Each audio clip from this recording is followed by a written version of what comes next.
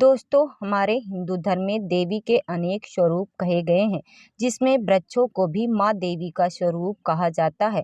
तो आज मैं आप लोगों को पावन पावनी वृक्ष के बारे में बताऊंगा। नवरात्रि का पावन पर्व 9 अप्रैल से शुरू होने जा रहा है और इसका समापन 17 अप्रैल को होगा।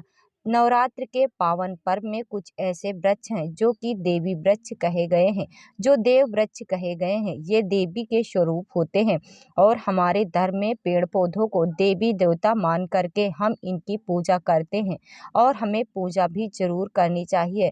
साइंस भी कहता है पेड़ पौधे हमें फ्री में प्राण वायु प्रदान करते हैं और पेड़ पौधे हमें ऑक्सीजन देते हैं।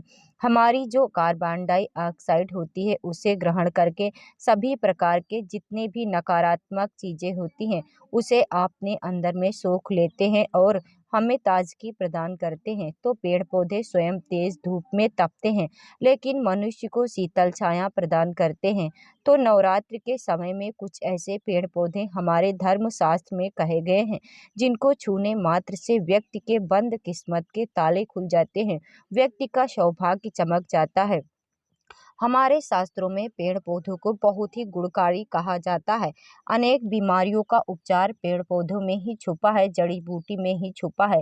और भगवान श्री कृष्ण ने गीता में स्वयं कहा है कि वृक्षों में मैं पीपल का वृक्ष हूँ। पीपल के वृक्ष का राजा कहा जाता है, क्योंकि पीपल वृक्ष की जो आयु होती है सबसे ज्यादा होती है, सबसे अत्यधिक होती है। इसलिए भगवान श्री कृष्ण ने गीता में स्वयं कहा है कि मैं वृक्षों में पीपल का वृक्ष हूँ। तो चलिए आज मैं आप लोगों को नवरात्रि के समय में छुए जाने वाले वृक्षों के बारे में बताऊंगा।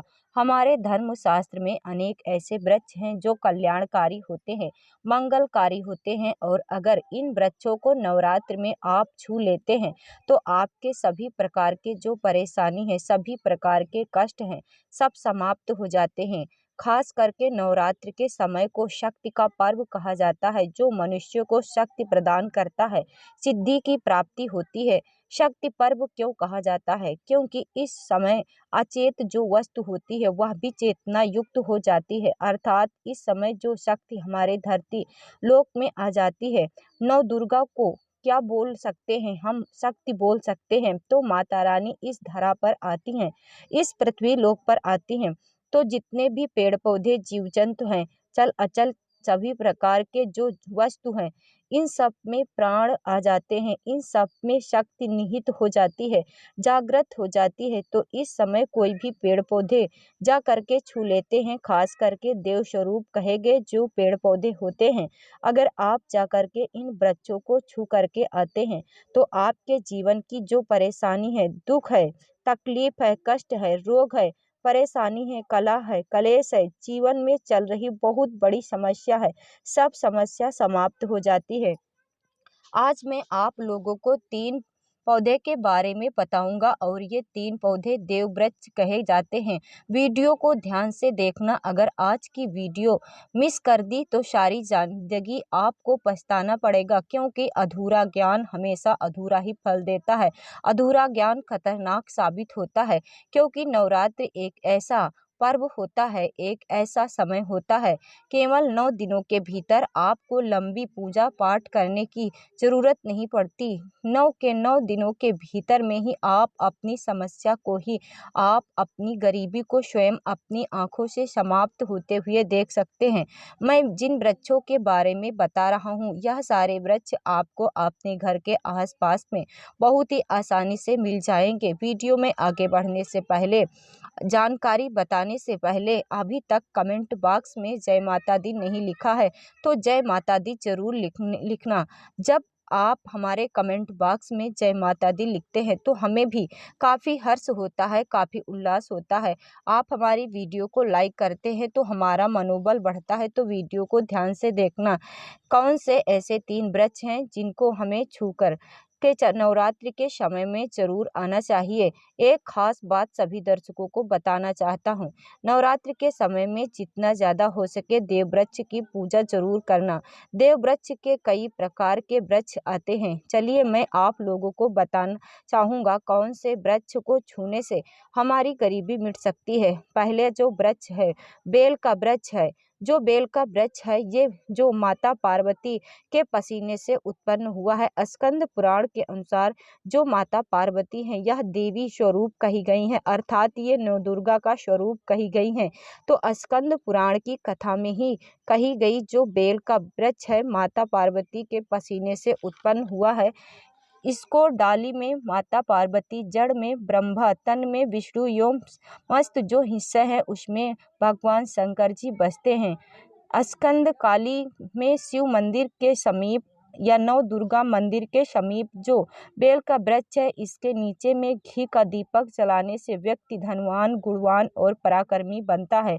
व्यक्ति के सभी प्रकार के मनोरथ पूर्ति होती हैं। हमारे धर्म शास्त्र यह भी कहते हैं नवरात्र के समय में अगर कोई व्यक्ति जी हाँ नवरात्र के समय में अगर कोई व्यक्ति बेल के वृक्ष को माता नव दुर्गा का ध्यान करते हुए 7 बार छू करके आ जाता है तो ऐसे व्यक्ति की तत्काल अगर उपवास रखा है, ध्यान से सुनिएगा, जो लोग उपवास व्रत रखते हैं ऐसे व्यक्ति के थकान सुस्ती तत्काल चली जाती है। अगर कोई भी व्यक्ति नवरात्रि के समय में अगर कोई बेल वृक्ष की जड़ से दूध चढ़ाते हैं तो सभी प्रकार की व्याधि दूर होते हैं। अगर सिंदूर युक्त गंगा जल चढ़ाते हैं तो व्यक्ति की गरीबी मिटती है।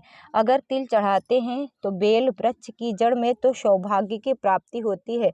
और अगर बेल वृक्ष के नीचे पत्तों में ध्यान से सुनिएगा श्री देवी कहीं गई है जैसे कि महाकाली, महालक्ष्मी, महासरस्वती। तो अगर बेल के जो तीनों पत्ते हैं महालक्ष्मी, महाकाली, महासरस्वती के स्वरूप कहे गए हैं तो बेल के आकर तीनों पत्तों में एवं दूसरे पेट में हीरे और तीसरे पेट में क्लीन, तो इस प्रकार बेल के तीनों पत्ते में लिख करके अगर माता दुर्गा को चढ़ाते हैं तो मनोकामना की पूर्ति होती है, कार्य में सफलता मिलती है।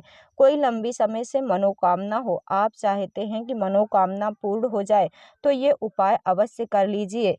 मैं दूसरे वृक्ष के बारे में जो बता रहा हूँ वो पौधा भी जान लीजिए। मैं जो दूसरे वृक्ष के बारे में बता रहा हूँ वह शमी का वृक्ष है। जगदम्बा का स्वरूप कहा गया है। जो शमी का वृक्ष है यह स्वयं जगदम्बा का स्वरूप है। इस प्रकार स्वयं माँ जगदम्बा साक्षात विराजमान रहती हैं। और कोई भी व्यक्ति अगर संध्या काल में नवरात्रि के समय में इनके नीचे धूप दीप जलाता है, छुआ धुआं दिखाता है तो उसके भीतर सभी प्रकार के परेशानी दूर होती हैं।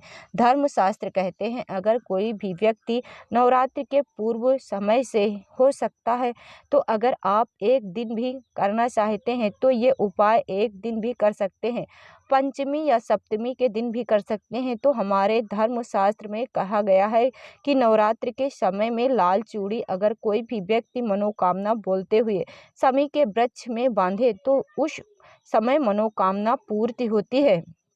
लाल चूड़ी अगर कोई भी महिला जरूर कर बांधती है उन्हें सौभाग्य की प्राप्ति होती है, उनके पति की कभी भी अकाल मृत्यु नहीं होती है। इसकी जड़ में सिंदूर डालने से आरोग्य की प्राप्ति होती है।